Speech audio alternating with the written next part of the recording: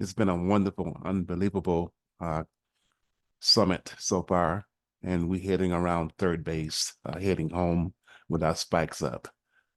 My name is Hillary Thomas. I'm from the great state of Minnesota. I'm a member of the Midwest Builders Decarbonization. I'm with the grants, one of the leaders of the grants and stipends groups, working groups. Also with Clean Air Minnesota. I'm with Environmental Justice Coordinating Council. And I'm also a member of I'm a deacon at the True Vine uh, New Bethel Baptist Church. At this time, I'd like to introduce, our Reverend Michael Malcom. And Reverend Malcom he is the executive director of Alabama Interfaith Power and Light, and a licensed and ordained United Church of Christ minister. Reverend Malcom is the former senior pastor of Rush Memorial Congregation, UCC, in Atlanta, Georgia. He is the founder of the People's Justice Council, which is a 501c3 nonprofit focusing on environmental justice. Reverend Malcom was served as the environmental justice minister for the Southwest Conference of the United Church of Christ. He is a board member for the Southeast Climate and Energy Network. He considers himself a passionate environmental justice advocate fighting against environmental racism and justice. Without further ado, I would like to present to you the Reverend Michael Malcom. Thank you, sir. Thank you, Brother Hillary. And thank you all for allowing me to be here. There was a time when I could just go without having notes and without having a script or anything, but my hairs have gotten a lot grayer, and so in that it's also taken away my ability to be able to just move without rambling. So allow me, if you will, to pull up my text, and I'll start from there. I want to start off by thanking my dear sister Marnice and this fine collective for your invitation. I'm elated to have this opportunity to speak to you about healing, justice, and sustainability. I was given specific instructions to discuss how we move towards collective action while incorporating healing as a practice. First, that's a tall order. Second, I need to give you a disclaimer. I'm not a politician. I'm not a policy analyst nor a pundit. I'm a preacher. I'm a preacher with a heart for community and a compassion for the least of these. This is the place I speak from. I'm an educated proclaimer and passionate practitioner. However, I'm a preacher. That said, I found inspiration to tackle this high-level demand through the narrative of Naomi, Ruth, and Boaz. Although this book, which is the oldest book of the Hebrew Bible, is named after Ruth, there could be argument that this is a redemption story for Naomi. The story is like looking at a plate of spaghetti noodles to me. You should read it sometimes. It's not clear for me because the thoughts of the players aren't clear. We don't know what is in Ruth's thinking that made her return to her homeland and family after the death of her husband. And although we are privileged to know what motivated Naomi to return home, we aren't given the same access when it came down to her grooming of Ruth in relationship to Boaz. The only one that seems more transparent is Boaz. Boaz is who we need to take a look at for this one. Now, I can already see some of you squirming right now, especially the ones that aren't on the screen. I can hear you. This preacher is about to give us a sermon. And then now some of you are asking, what does this have to do with the assignment?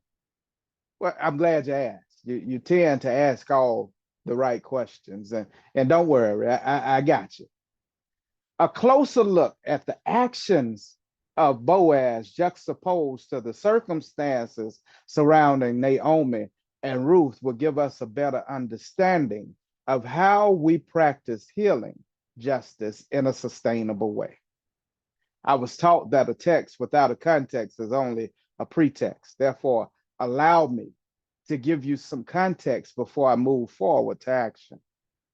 When we are introduced to the story of Ruth, Naomi, and Boaz, Naomi is married with sons.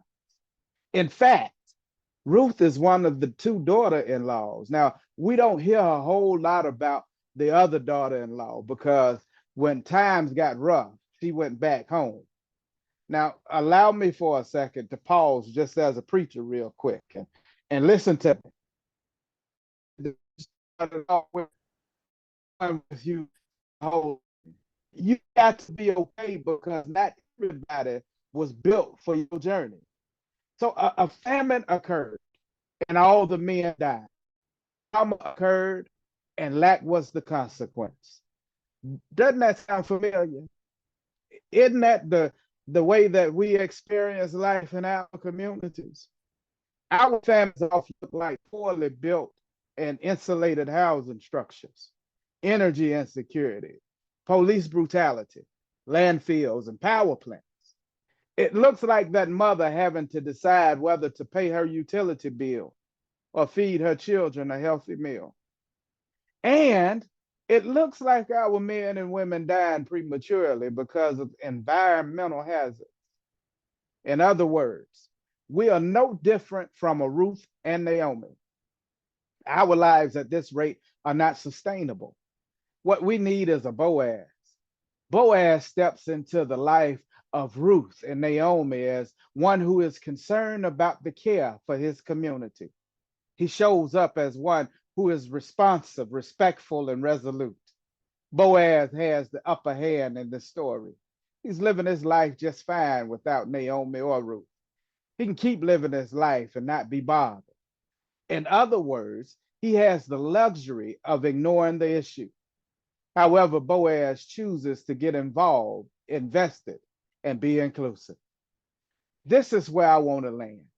Here's how I answer the task before me.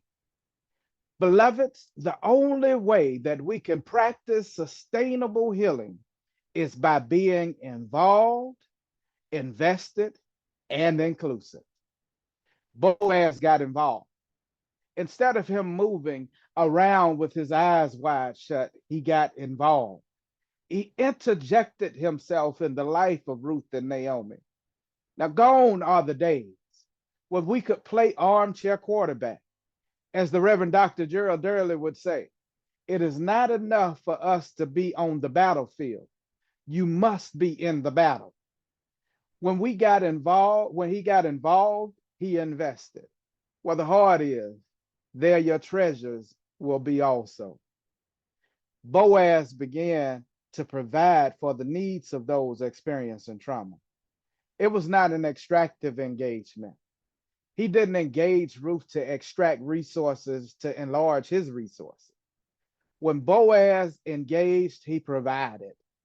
He had the control in the situation. However, seeing the opportunity, he secured the hurting. Naniqua Blandon writes, healing justice work honors ancestral and indigenous wisdom in an effort to respond to generational trauma, facilitate collective healing, and transform systemic oppression. It proposes the healing and joy, it proposes that healing and joy are essential elements of liberation. Boaz leans into his understanding of being a kinsman redeemer to provide honor and security to those that he is accountable to. Not only has he been involved, not only has he been invested, but he's been inclusive.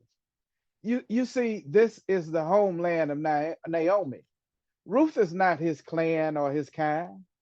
I would even vote to say that they don't even look alike. Perhaps their cultures were different. Their upbringings had to be different. and their circumstances were certainly different. Yet Boaz includes Ruth in Naomi's redemption plan. He is so inclusive that he marries Ruth and provides a child. This completes the redemption story of Naomi. However, it is not the end of the story because Ruth, this black Moabite woman, would be the ancestral grandmother of Jesus of the New Testament. And we all know what he did. I don't want to leave Boaz.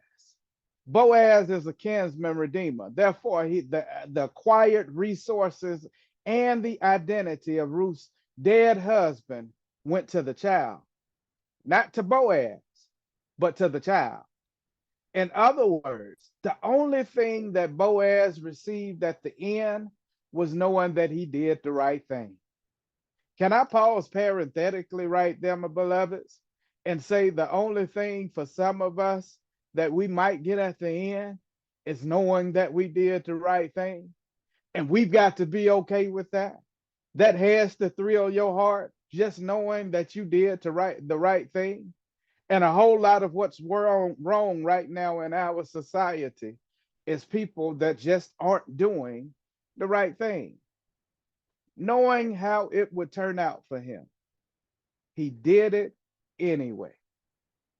Not only do we need to be involved, invested, and inclusive, if we are to do it collectively, we must do it because it is the right thing to do. We must do it selflessly. We must do it like Boaz. We must be invested. We must be involved, and we must be inclusive. Today, as always, I offer to you love, peace, and light.